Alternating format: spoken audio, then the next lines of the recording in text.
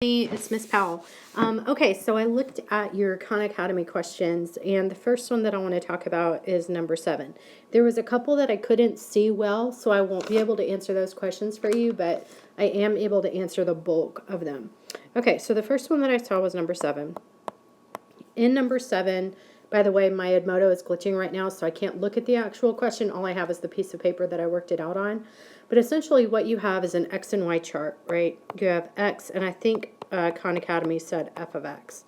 And you're given a bunch of values, such as 0, 3, 2, 1, 4, 0, and 5, negative 2. And you're asked to determine which one of these values that was given below as one of your answer choices could actually be a 0 for this particular table of values and the function that they represent.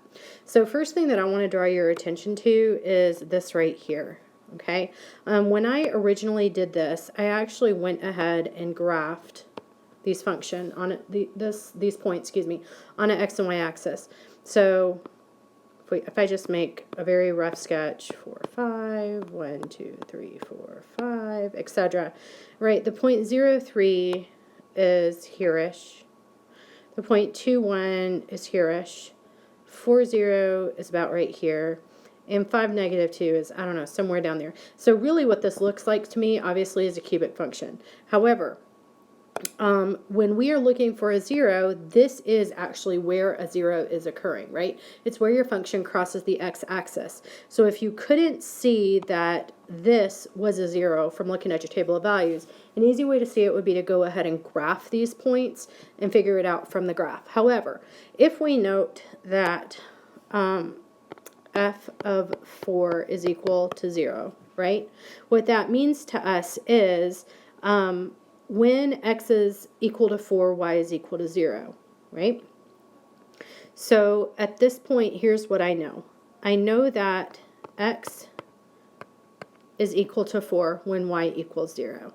So if I go ahead and put this as a factor, right, rewrite this as a factor, I would write x minus 4 is equal to 0, and then I have that factor of x minus 4 being my solution. Okay, so hopefully that helps. If you need more clarification, don't hesitate to ask. It's hard to do these questions without being able to see them on Edmodo. I wish my Edmodo wasn't glitching. Okay, so the next one that I want to look at is number 20. So with number 20, you're given information, from what I remember, that you have two triangles that are in fact similar to one another. The first triangle is triangle ABC, where you know that angle B is 90 degrees. So if we know angle B is 90 degrees, I don't really know where A is, and I really don't know where C is, but I'm going to go ahead and identify them there. You're told that BC is 16 units, and that AC is in fact 20 units. You're also told throughout the problem that triangle DEF is in fact similar to triangle ABC. Okay, so if I know that, I'm going to go ahead, you know how much I like to draw stuff, I'm going to go ahead and do a rough sketch up of this. Well, don't forget, this right here is a similarity statement. So what that means to you is angle D is congruent to angle A, so wherever angle A is, D needs to be in the same placement. B is corresponding to E, and C is corresponding to F. What you're also told in this problem is that these side lengths in triangle DEF are in fact 1/3 the length of the side lengths in triangle ABC. So that means that the length DF has to be 1/3 of 20, or 20 over 3, and the length of EF has to be 1/3 of 16, or basically 16 over 3. So what you're really being asked, though, in the question, the main goal of this entire problem is for you to tell me what sine of F is equal to. Well, remember, sine of F is opposite over hypotenuse, right? So remember, this guy is F. So sine of F is opposite over hypotenuse. Well, the problem is I have no idea what this guy is. So there's two things you can do. Either you can do the Pythagorean theorem on triangle DEF and figure out that side DE, which, by the way, is going to be tough because of the fact that these are fractional lengths. However, we can figure out the length of side AB, which is actually going to be easier, and take 1/3 of it, and that's going to give us side DE. So that's what I think we should do. Using the Pythagorean theorem on triangle ABC, I know that side AC squared has to equal AB squared plus 16 squared. Okay, so if that's the case, then I have, I know that AC squared is 20, so 20 squared is 400. That's equal to AB squared, which I don't know, plus 16 squared is 256. So I'm left with 144 is equal to AB squared. Take the square root, so 12 is equal to AB. All right, so that's how long AB is. We'll be mindful. If DE has to be 1/3 of that, I know now that DE is equal to 12 divided by 3, or in this case, 4 units.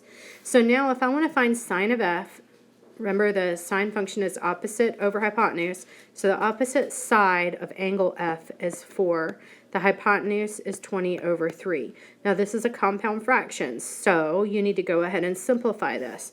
So this is my kind of scratch work out to the side, right? I'm going to take 4 over 1 times, keep, change, flip, right? 3 over 20. 4 goes into 4 one time, into 25 times, and I'm left with the sine of f being equal to 3/5. And that's my answer. Okay, so the next one I want to talk about is number 9. Ooh, okay, so let me see if I can pull up another blank sheet. Give me a second.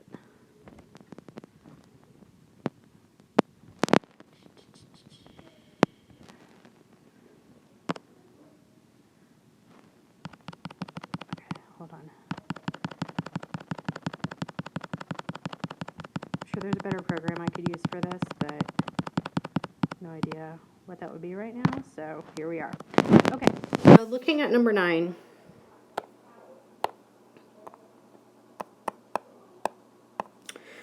with number 9, you're given two equations. You're given kx minus 3y is equal to 4, and you're given 4x minus 5y is equal to 7. And what you're asked to do is figure out for what value of k will there be no solution to the system of equations. So the first thing that I think that you need to do is go ahead and try and eliminate your y variable. So in order to eliminate your y variable, I would go ahead and multiply the top equation through by positive 5. Okay, so 5 times kx minus 3y is equal to 4. And then the bottom equation, I'm going to multiply through by negative 3. So if you're asking yourself right now, how in the world did Miss Powell pick those numbers? Well, remember, I'm actually going to use elimination to get this y variable to go away. So I need to be able to add these two in order to eliminate y. So when I do that, when I distribute 5 through the top equation, I get 5kx minus 15y is equal to 20. And on the bottom, I get negative 12x plus 15y is equal to negative 21. Now, as you can see, I can go ahead and add these two. And when I do that, I get negative 1, my y's go away, and I get 5kx minus 12x. All right, so you might be looking at this like, oh great, what now? Right? Well, what now is we're going to go ahead and take 5kx minus 12x equal to negative 1, and we're going to solve this for x. So your GCF here is x, so factor that out. You have 5k minus 12 is equal to negative 1. So you are left with x is equal to negative 1 divided by 5k minus 12. Right now you're probably thinking, Ms. Powell, this doesn't look like it's getting any better. I promise you it is. Because remember, in order for there to be no solution here, what we need is for that x value to be undefined. So where would that x value be undefined? Well, it would be undefined for all values of 5k minus 12 equal to 0. So solve for k, you get 5k is equal to positive 12. Therefore, when k is equal to 12/5, we have no solution to the system. Okay, so that's that. 23, I couldn't see the problem, and I couldn't see the pictures on 23. On the next one that you had listed after that one, I couldn't see the actual entire question. I think there was graphs involved that just weren't showing up on my screen. So the next one I'm going to look at and talk to you about is actually 34. 34 is easier than what it seems. Okay, so with number 34, what you're told is that you actually have a circle, center O, with central angle A, so this is a point, OB. And you're told that the measure of angle AOB is 5 pi over 4 radians. So this guy right here is 5 pi over 4 radians. And what you're asked actually is to figure out what portion of the circle what portion of the area of the circle is the sector represented by the sector with a central angle of 5 pi over 4.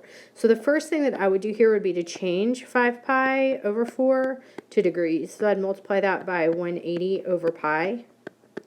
Your pi's cancel. Your 4 goes into 180, 45 times. 5 times 45 is going to yield 225 degrees.